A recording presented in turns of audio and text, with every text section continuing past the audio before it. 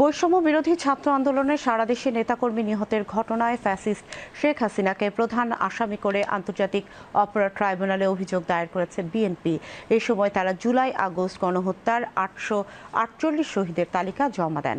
সকালে আন্তর্জাতিক অপরাধ ট্রাইব্যুনালে এই অভিযোগ দায়ের করা হয় বলে জানান বিএনপির মামলা বিষয়ক তথ্য সেলের সমন্বয়ক সালাউদ্দিন খান। এতে সাবেক স্বরাষ্ট্রমন্ত্রী আসাদুজ্জামান খান কামাল, আইনমন্ত্রী আনিসুল হক, তথ্য প্রতিমন্ত্রী আরাফাত, পুলিশের ঊর্ধ্বতন কর্মকর্তা সহ 500 জনকে আসামি করা হয়। এ সময় নিহতের তালিকা সহ অডিও, ভিডিও ও 84টি মামলার এজাহারের কপি আন্তর্জাতিক অপরাধ ট্রাইব্যুনালে দাখিল করেন বিএনপি নেতারা।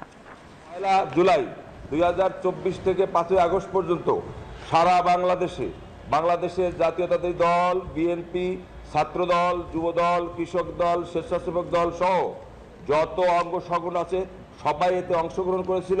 এ পর্যন্ত আমরা 848 জনের তালিকা বিএনপি অফিসে প্রাপ্ত হয়েছি।